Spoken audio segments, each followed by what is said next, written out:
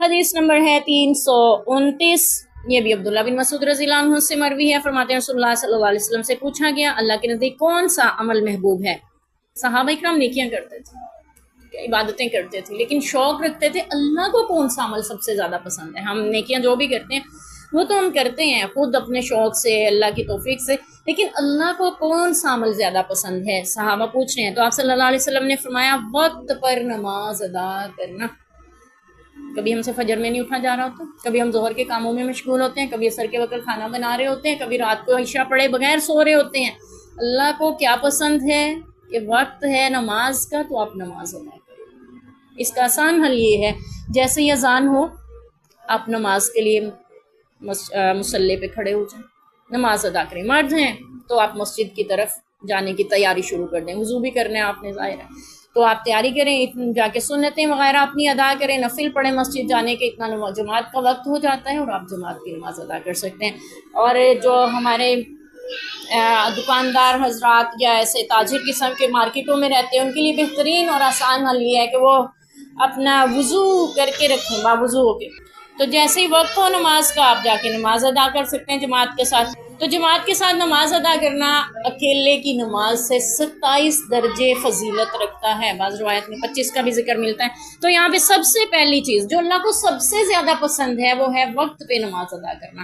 اب ہم نے نماز تو ادا کرنی اللہ کے حکم سمجھ کے، فرض سمجھ کے، ایک دوسرا ہم نے یہ احساس رکھنا ہے کہ میرے گناہ بھی معاف ہو رہے ہیں، اور تیسری بات یہاں پہ یہ ہے کہ اللہ کو سب سے پسند ہے میں وقت پہ نماز پڑھوں۔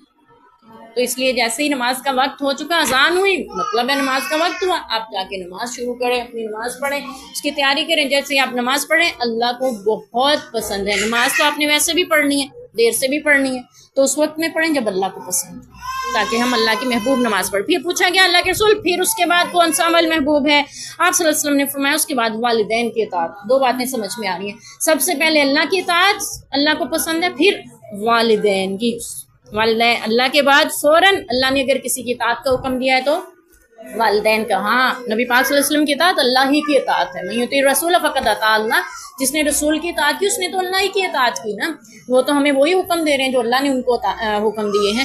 تو اس کے بعد دنیا میں اگر کسی کی اطاعت ہے تو وہ والدین کی ہے۔ تو پھر پوچھا گیا اللہ کے رسول اس کے بعد کون سا عمل پسند ہے؟ فرمایا اللہ کی راہ میں جہاد کرنا۔ عبداللہ بن مسعود رضی اللہ عنہ فرماتے ہیں آپ نے مجھ سے اسی قدر بیان فرمایا، اگر میں اس سے زیادہ پوچھتا تو آپ اس سے زیادہ بھی بتا دیتے، یعنی میں نے بس 3 ہی پوچھے۔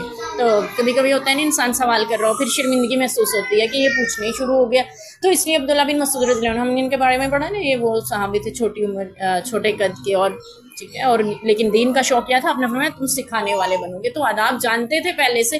تو آپ صلی اللہ علیہ وسلم سے پوچھ رہے ہیں سوال، کہتے ہیں اگر میں اور پوچھتا تو میرے نبی اور بھی بتا دیتے، یہ نہ کہتے کہ تم تو پیچھے ہی پڑ گئے جیسے ہمارے یہاں عادت ہوتی ہے۔ تو بہرحال اس حدیث سے ہمیں پتہ چل رہا ہے سب سے محبوب عمل اللہ کے ہاں کیا ہے؟ وقت پہ نماز ادا کرنا، اور اس کے بعد والدین کی اطاعت، یعنی اللہ کی اطاعت ہے، پھر والدین کی، اور پھر جہاد۔ جہاد کس لیے ہے؟ پوری دنیا کی بھلائی کے لیے، پوری دنیا میں امن انصاف قائم کرنے کے لیے ہے، مظلوم کو اس کا حق دینے کے لیے، ظالم کا ہاتھ روکنے کے لیے۔ یہ بھی تیسرا عمل سب سے اہم ہے جو اللہ کو بہت زیادہ پسند ہے۔